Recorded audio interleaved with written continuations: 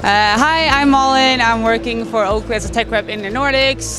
Today we're going to talk about some of our core technologies when it comes to lenses, and also I'm going to show you our two models in goggles coming up for next season. Stay tuned.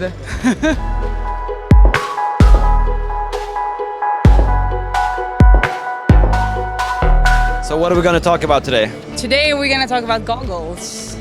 We have two new goggles coming for next season, Flight Path and Flight Tracker. So basically what we've been doing is this is a new pro model that we're working with Aleksander Kilde. He's a downhill racer. So this is a new product more towards the ski racing and more alpine crowd. And then we have Flight Tracker, is more of a freestyle goggle. So what we've done is with some new engineering, we've been able to actually make the upper field of view 35% bigger. Keeping the frame on top to keep it soft and smooth towards the helmet, and then taking the frame off in the rear end just to make the field of view bigger downwards too. So this is a new goggle coming. Some cool designs here on the edge. We also make it so it comes closer to your face than the previous goggles, also to extend the field of view.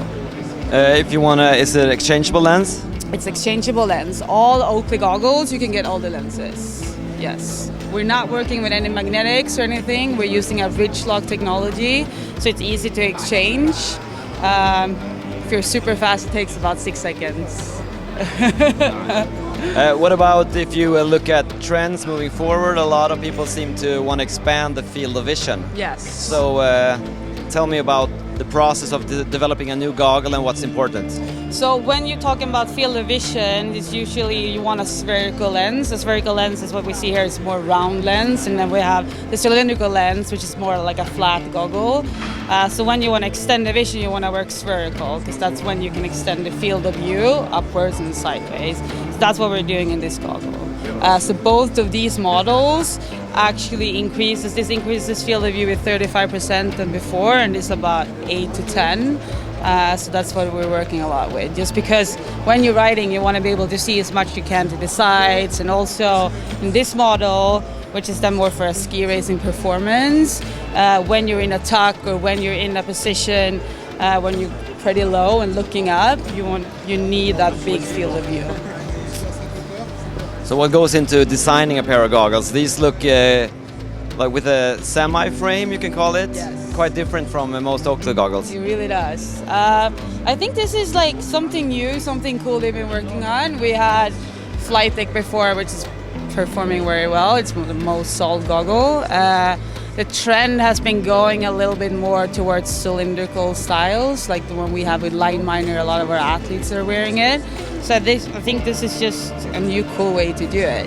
Like I said, you want to keep the upper frame just to performance, to keep it towards the helmet so it doesn't bounce and make noises. And yeah, it's cool little details. But I think by far this is our best performance goggle we've ever done. How many years would you calculate a goggle is durable for? If you take care of it, I would say you can wear it for, we have people coming in that's been wearing it for 10 to 20 years.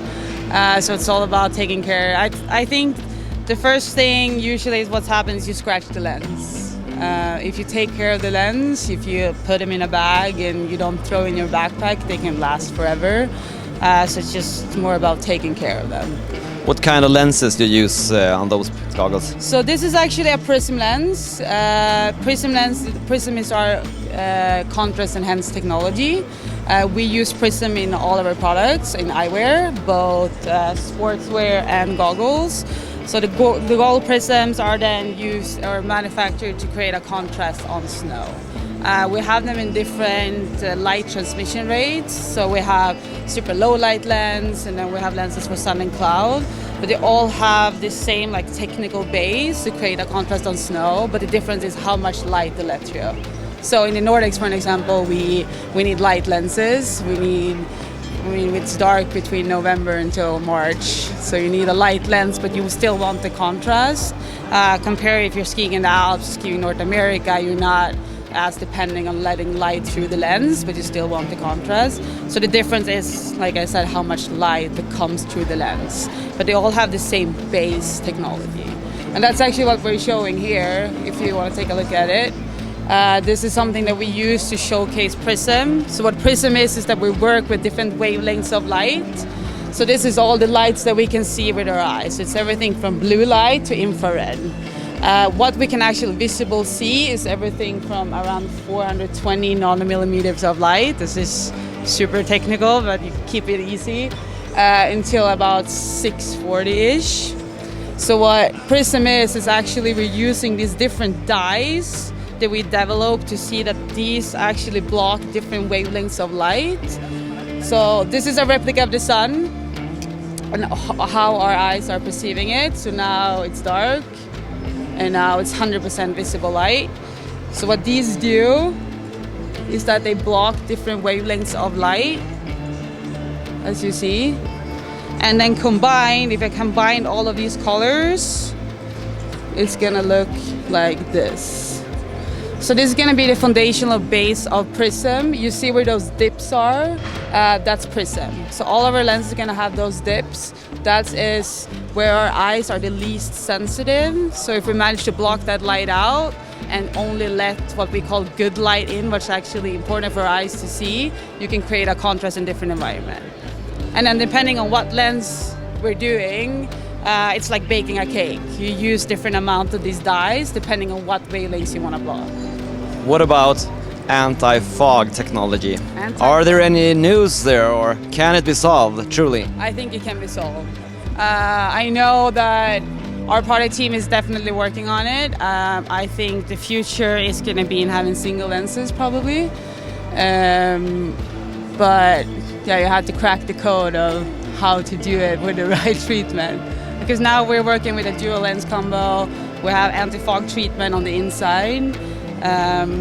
So I think what has been the problem before when you're doing like single lenses, for an example, and you need a different anti-fog treatment on the inside, it gets like smooshed out. So what they're trying to do is if you can implement it in the lens, so the lens doesn't fog. So you don't have to actually have a coating, but you can implement it in the lens. What is the anti-fog treatment? What does it consist of? Good question. That I actually don't know. I know that we're using something called F3.